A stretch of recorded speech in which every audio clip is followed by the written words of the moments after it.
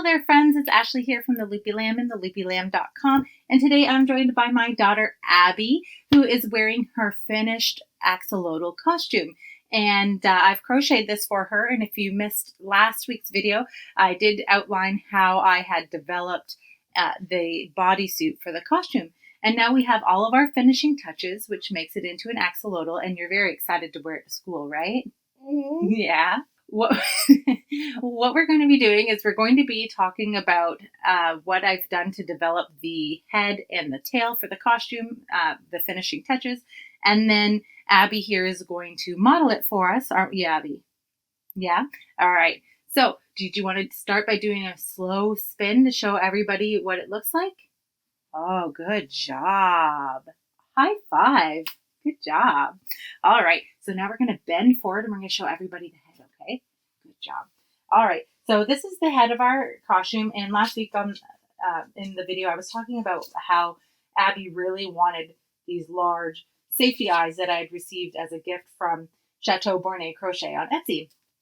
And so she won that argument there. And as you can see, because now they're on her costume, and she was right. They look fantastic. So these are 50 millimeter black holographic safety eyes that I got from Chateau Bornay Crochet. And what I had done is I had crocheted a cap that went over the top of the hood. And I had been a little overzealous in stuffing, but I think over time in the amount of wear it will get from Abby is it will eventually break down and it won't be so tall on top of her head.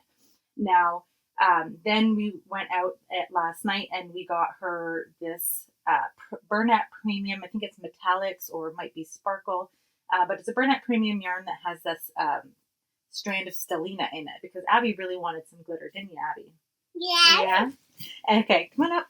And so we had to incorporate some sparkle for her. So I crocheted these little cylinders, and then because we wanted them to be stiff and stay in place as much as possible, I cut little cylinders out of the plastic canvas that I had in the house to help keep them straight. Okay? And do you want to show them the tail now? Yeah. All right, so we're going to turn here. Good job. And here is our tail. And again, I started with a cone shape and stopped about here and started doing increases just on one side. So that way we had this flat tail. And then Abby was really concerned about how we were going to incorporate this fin part. And thanks to my aunt for the suggestion, she recommended that we use a wire trimmed ribbon, which was a great idea. And so I got really lucky. I went to Michael's and I got this ribbon that's normally $7 and I got it for 58 cents. So it's hard, you won't be able to see it on the camera, I'm sure, but it has silver sparkles all through the ribbon, which makes Abby very happy because she really wanted to incorporate as much sparkle and glitter into this as possible. So all I did is I laid the ribbon along the side of the tail that I wanted it to be on and whip stitched it with the yarn. And then I added some excess in just a little bit as I was sewing it on in order to create some movement in the ribbon so it looked like a real tail. When I got to the end, I created a little bit of a pleat on either side so that way I get that little bit of a point, but without having to cut or overlap my ribbon too much. And Abby, did you want to wiggle your tail? This is her favorite part of So because there is a lot of ease in the costume, that means extra movement because Abby's going to be wearing heavier clothes underneath for Halloween, and she's probably going to wear this a lot.